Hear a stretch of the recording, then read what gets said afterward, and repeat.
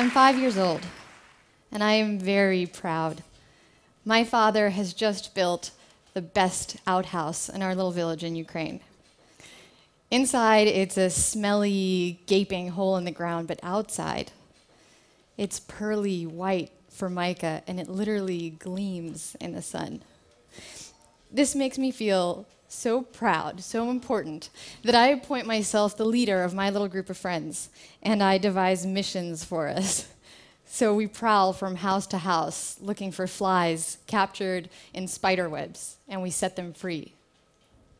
4 years earlier, when I was 1, after the Chernobyl accident, the rain came down black, and my sister's hair fell out in clumps, and I spent 9 months in the hospital. There were no visitors allowed, so my mother bribed a hospital worker, she acquired a nurse's uniform, and she snuck in every night to sit by my side. 5 years later, an unexpected silver lining. Thanks to Chernobyl, we get asylum in the US. I'm 6 years old, and I don't cry when we leave home and we come to America because I expect it to be a place filled with rare and wonderful things like bananas and chocolate and bazooka bubblegum. Bazooka bubblegum with the little cartoon wrappers inside. Bazooka that we'd get once a year in Ukraine, and we'd have to chew one piece for an entire week. So the first day we get to New York, my grandmother and I find a penny in the floor of the homeless shelter that my family's staying in. Only we don't know that it's a homeless shelter. We think that it's a hotel with lots of rats. So we find this penny kind of fossilized in the floor, and we think that a very wealthy man must have left it there because regular people don't just lose money. And I hold this penny in the palm of my hand, and it's sticky and rusty, but it feels like I'm holding a fortune. I decide that I'm going to get my very own piece of bazooka bubblegum. And in that moment, I feel like a millionaire. About a year later, I get to feel that way again when we find a bag full of stuffed animals in the trash, and suddenly I have more toys than I've ever had in my whole life. And again, I get that feeling when we get a knock on the door of our apartment in Brooklyn, and my sister and I find a delivery man with a box of pizza that we didn't order. So we take the pizza, our very first pizza, and we devour slice after slice as the delivery man stands there and stares at us from the doorway. And he tells us to pay, but we don't speak English. My mother comes out, and he asks her for money, but she doesn't have enough. She walks 50 blocks to and from work every day just to avoid spending money on bus fare.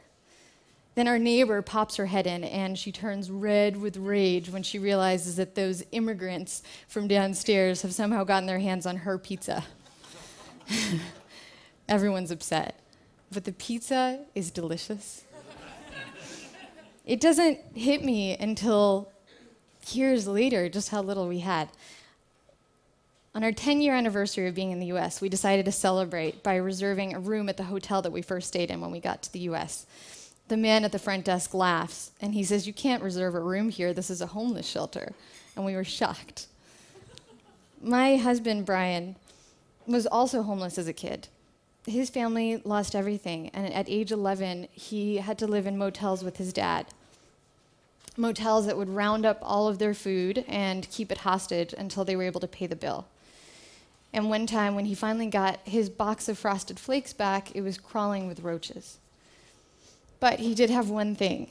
He had this shoebox that he carried with him everywhere, containing 9 comic books, 2 G.I. Joes painted to look like Spider-Man, and 5 GoBots, and this was his treasure.